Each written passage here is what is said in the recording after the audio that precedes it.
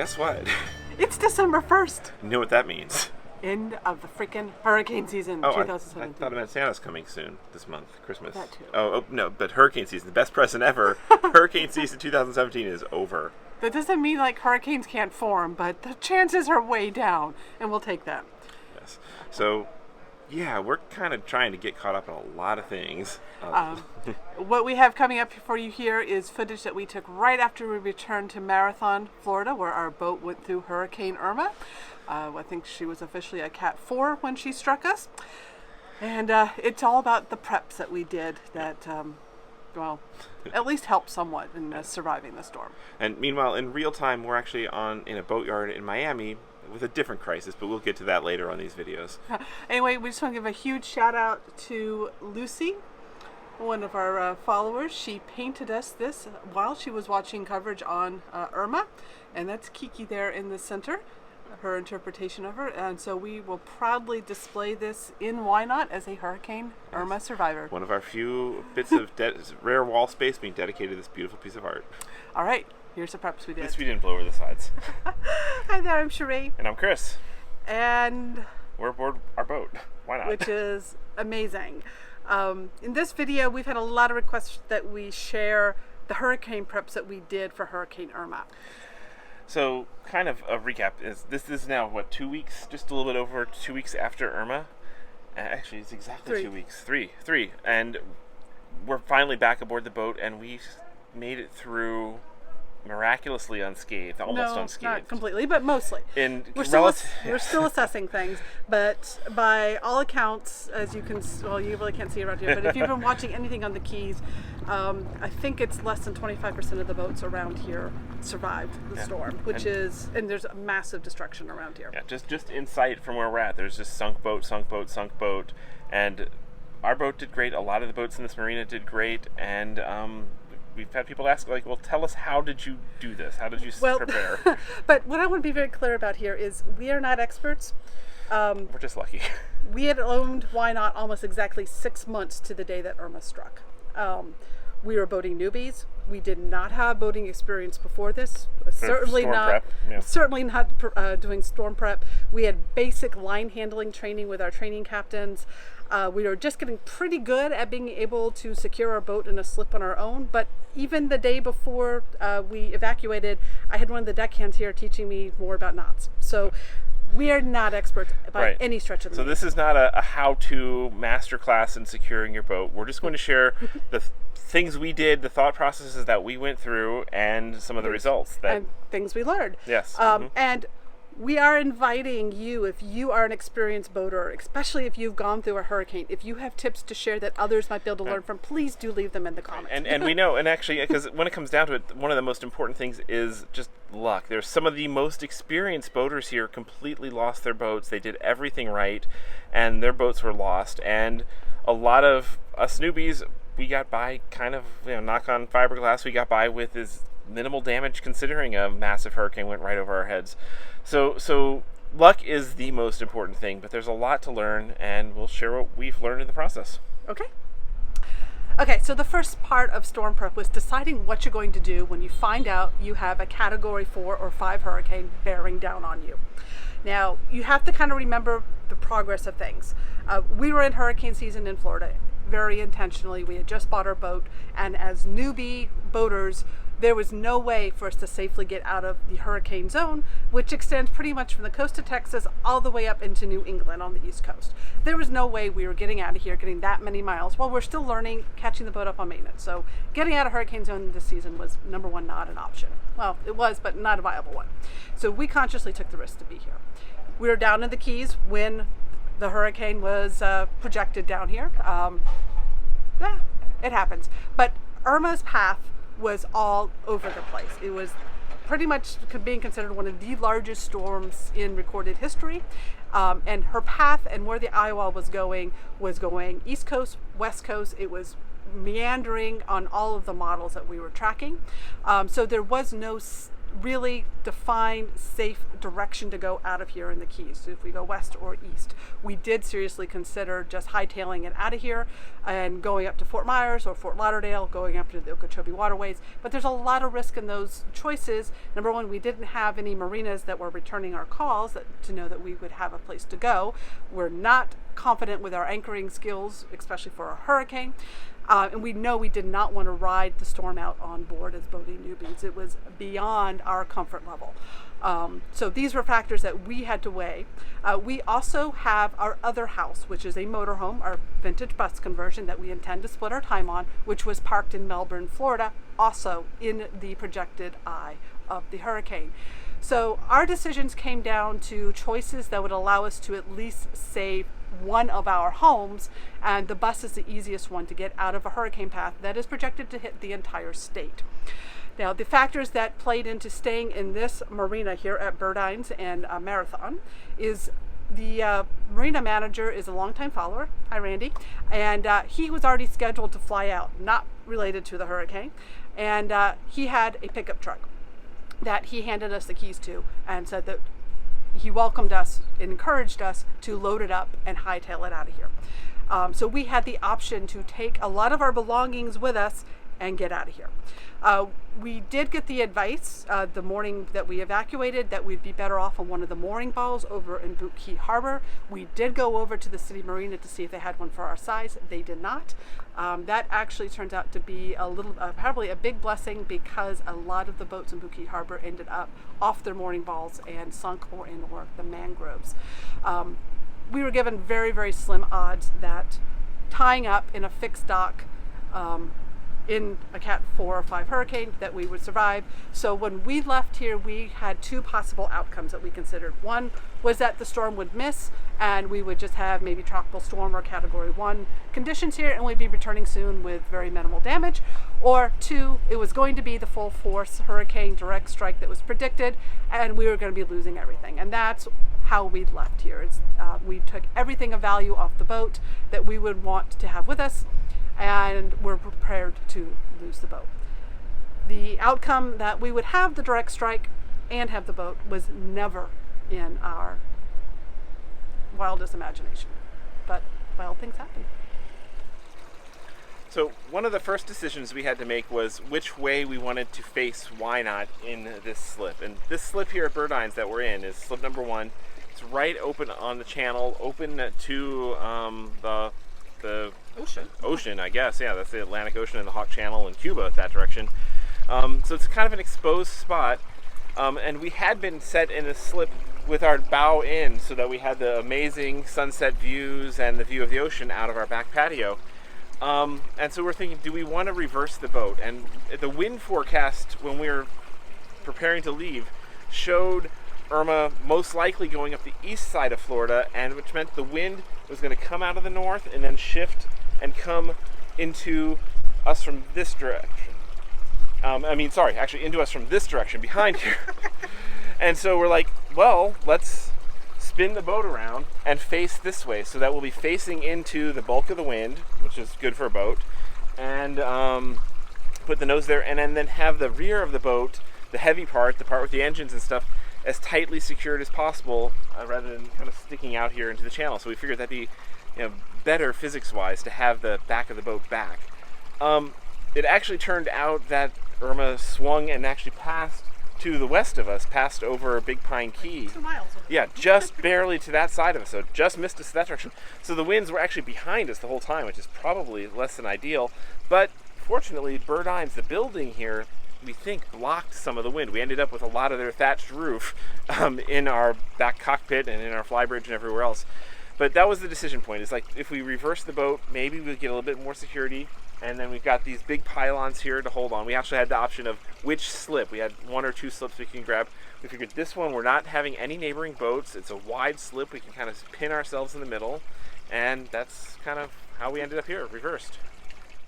Okay, so lines was the next issue. Now, securing a boat to a fixed dock is not ideal for a hurricane. It is kind of the least desirable option, other than pretty much letting your boat just drift. Because with a storm surge, you don't have anything to float up there. You have to really take into account the lines, because if you tie them too tightly, you don't have the possibility for the boat to move up and down as the storm surge comes, and there the lines will snap and or take your boat under with them. So I did a lot of research before we decided to stay in this slip on how to secure a boat. I was Googling, I was researching. I cannot say that we did everything precisely right, but I think we did pretty darn well with what we had to work with. We also had a very challenging slip here. The T-dock over there is very short. It only goes up to about midship. So we had nothing to secure the front of the boat other than lines, long lines coming off it. We had nothing from the front to be able to secure to. And we only had this one lone piling to work with on this side. So what we decided to go with was this, what's called a spider web. And that's where you try to get the boat so that it's hovering in the middle of your slip. So we decided to stay in the slip because it was wide. It's 22 feet wide and we only have a 15-foot beam. And so we planned our lines so that the boat would try to hover in the middle as much as possible, and that reduces the amount of bashing that it potentially has going into the piling or the dock. Not that you can avoid it completely, but we were trying to do our best with that. So what we ended up doing is our previous owner had left behind a whole bunch of hurricane lines that were 1-inch thickness. The lines he left behind were 5/8 thickness, which is not really ideal for this size boat. We have since upgraded them to 3/4 inch, which is more ideal for this size of boat. So we had our 5/8 inch regular dock lines that we secured with, and then we doubled them with the hurricane lines, which were 1-inch lines, very stretchy. And they were 200 feet long. And one of them was actually, we reused an anchor road for it. And we used it we actually ended up spider tying to this dock. We didn't want to do too much because we wanted to leave his boat as secured as possible and not impact him. But we ended up running one line from the bow to that end piling and then over to the rear of the boat. And then we ended up taking lines from all the cleats that we had to this piling. At the time, this piling was about even with the flybridge, so it was pretty tall. So we're roping them from the flybridge and then taking them to the rear of the boat and also to shore, doubling them to these concrete pilings for extra security. We did along here on this side. It was a little bit tricky because there's so many pilings, and we have limited cleats. We basically only have 2 cleats on each side of the rear of the boat, and then all the other boats are midship. All the other cleats are midship and above. So next retrofit on the boat, more cleats.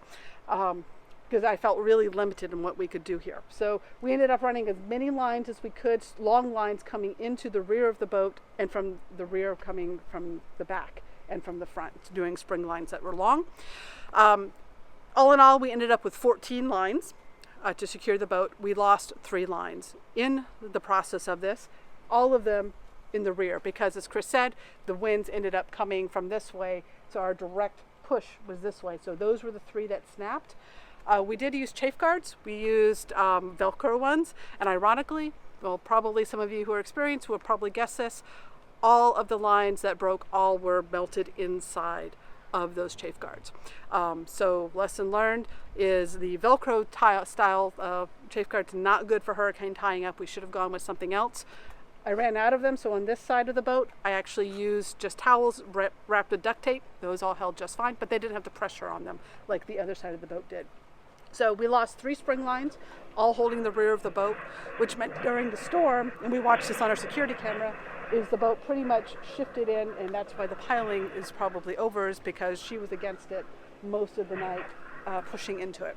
And that's probably I credit that piling probably for keeping us in our slip all night. Now, as Sheree mentioned, this dock has nothing on the front half of our boat to pull it forward, and so one of the things that we were considering doing and had several people suggest that we should do was to put something, throw some anchors out to hold the boat forward, to keep it from being pushed back into the docks. And it's what would be a good idea, and generally would be, to put either 1 or 2 anchors out with forward lines to hold the boat forward. But the important thing the consideration for us is we were evacuating on Tuesday, and the storm wasn't predicted to hit until the weekend.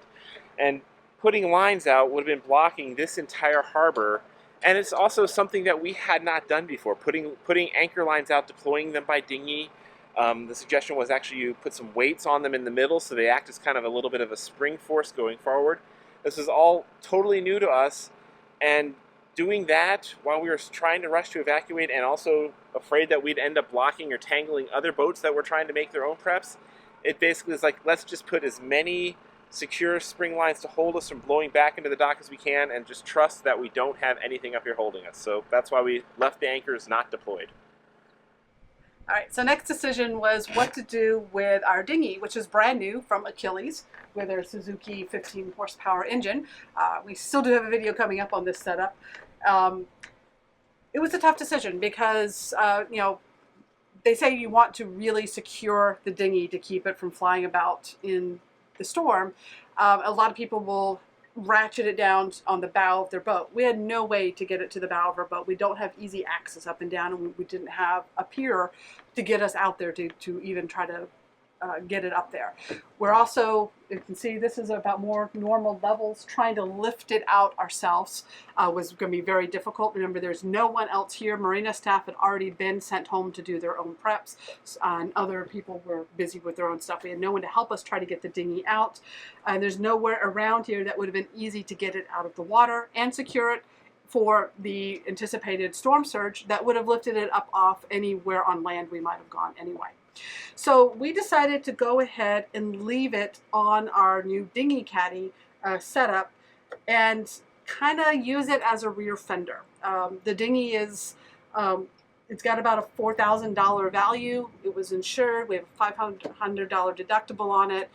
We just we deflated it some so that it wouldn't instantly pop if it hit the rear of the deck over here. But we've kind of just decided to use it as a rear fender because we had nothing to secure the boat from the front effectively, especially as the line snapped up here. And we tied it down as much as we could onto the caddy system so that it would minimal flying around. Not that you can do much at 180 mile per hour winds. So we took the engine off the dinghy, secured it in the cockpit, ratcheted it down as much as we could so it wouldn't fly around. And in the end, it did pretty well. We have a slight bend in the front of the dinghy. Our security camera footage just show it did fly around quite a bit. The caddy system seems to be intact, and we do have some rubbing on the bottom of the aluminum hull where the paint was definitely removed on it. But it does seem seaworthy. We've taken it out a couple times. So theory seems to work out, but certainly could have been a lot worse. So one of the other things we had to decide was what to do about power for our boat. So should we leave it plugged in, or should we take the power cables off and secure it? And maybe even some people say, don't leave your generator running when you're evacuating. So we considered these options. And well, since we were evacuating Tuesday and the storm wasn't going to be there until the weekend, that would be a lot of time to leave the boat unplugged. It would be a very, very long time to leave the generator running unattended. So we decided to leave the boat plugged in. So we secured the power cable as best we could, put a little bit of shock relief on it, and just hope for the best. So that way we knew when the storm came, we could at least have as topped off, fully charged batteries as possible to keep the bilge pumps going, to keep our security camera going, and just to keep the systems of the boat alive before we figured either there'd be a complete power outage or a complete total loss of the boat. And it turns out the power was out here for right until basically we got back. So almost 2 weeks. Other consideration, that's not our power, that wasn't our power cable. And you see this bright, shiny new power cable? So yeah, indeed, the power cable we did leave attached turned into a sacrificial power cable. It ended up becoming a line. Once those other lines snapped, it ended up becoming a line that was holding the boat, and it too snapped. So our old power cable ended up in the bottom of the harbor, and fortunately we were able to see from some pictures that had happened, so we were able to buy a new one and have it with us when we came down here, so we were able to get the boat plugged back in. Another decision that we made right when we were leaving was whether to leave the boat locked or unlocked. And a lot of people, of course, lock everything up. Oh my God, the looters and your boat's unattended, some people might come aboard. But since we were evacuating, we had already packed all our valuables into the truck. We felt there was much better odds of somebody getting on board our boat to help secure it, to start a sump pump, to deal with some damage, than there would be of a random stranger hopping on board to grab something. And indeed, that's the case. We actually had a stranger, somebody else in the marina, who came aboard and helped tie up our boat while we were gone. And we had some other people we managed to meet after the storm who got aboard and were able to give us eyes on inside to let us know the condition of the boat. It really worked out that we had left the door unlocked very intentionally. If we had locked it, we would not have been able to know what was the condition inside. Would not have been able to talk somebody remotely into starting the generator for us. So it worked out well. So the next step in hurricane preps that came across almost everything I looked up was taping the windows and any places where water might get in, because when you've got high winds driving rain in, rain and water are going to get in places, even when you don't normally have that during just a regular storm. We had full intentions of doing that. We had bought some duct tape, which would be less than ideal because it's going to leave residue behind if your boat does survive. But this stuff had been recommended to us. It's called Revo, and it's the same sort of waterproofing tape that they use to winterize boats up north. So we had ordered a roll of this on Amazon. It was supposed to arrive on Tuesday in time for us to tape all the windows up and get everything secured. We also had ordered some more chafing guards. These are those style that I was talking about that ripped our lines out. So I'm glad those didn't arrive and we hadn't used those, else we might have lost more lines. And we had also ordered some cat toys. I bet you can guess which one item actually showed up on Tuesday before we left. It was not the tape. It was not the chafing guards. Of course it's the cat toys. Not so useful for hurricane preps. So at this point we were out of tape. Most stores are closed and or packed, and we needed to get out of here if we're going to get to the bus in time to do our evacuation. So unfortunately, we did not do any taping on any windows, any vents, any cracks, anywhere where we knew there might be places for water to get in. So we were very, very worried when we got back and we saw Why Not was still floating. We anticipated coming back to lots of water damage. Fortunately, so far seems very minimal. So we lucked out there big time. So now, of course, we did the obvious things. We took the bimini down, we folded the antennas down, we took all the canvas down. Took all the cushions in, we taped up all of the compartments underneath, and they all stayed just fine. Everything came in, all the window coverings came in.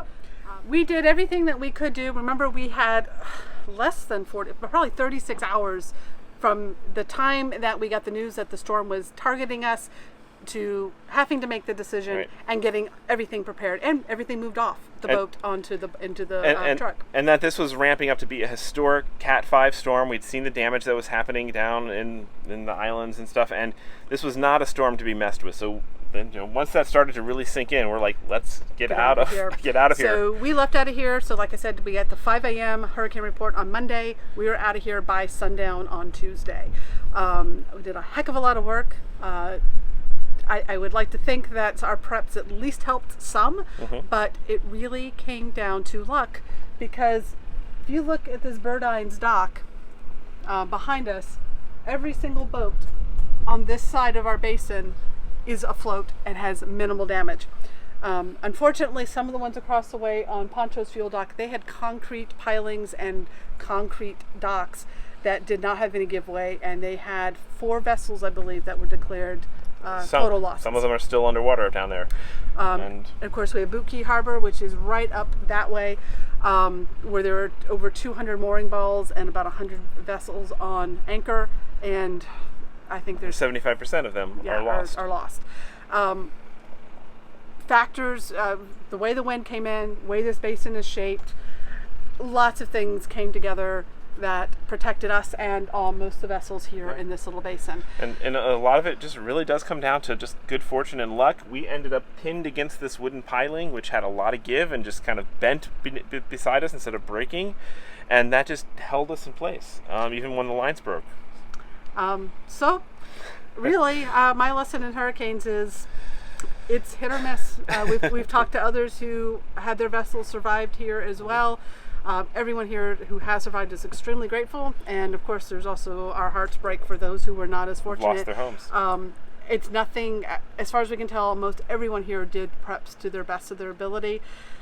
and it's really luck of the draw.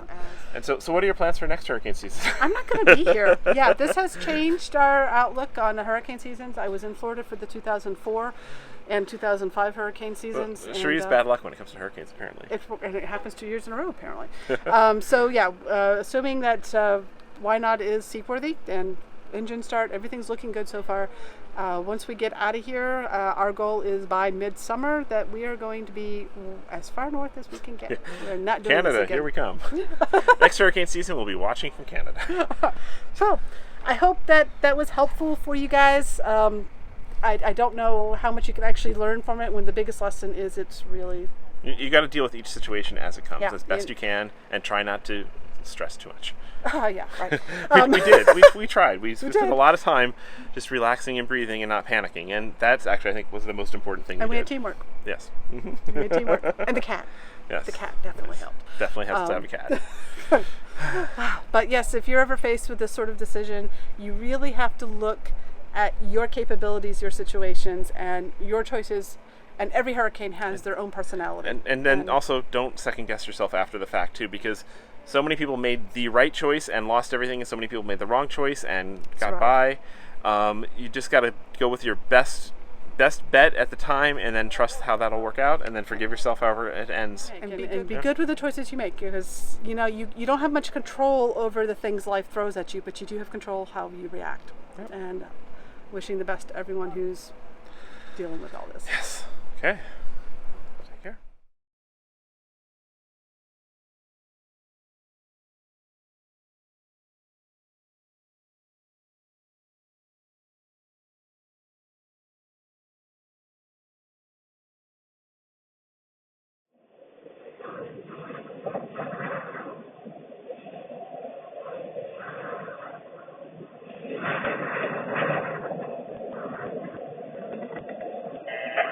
Captain, you need to find something that floats and try to make it towards land. Over.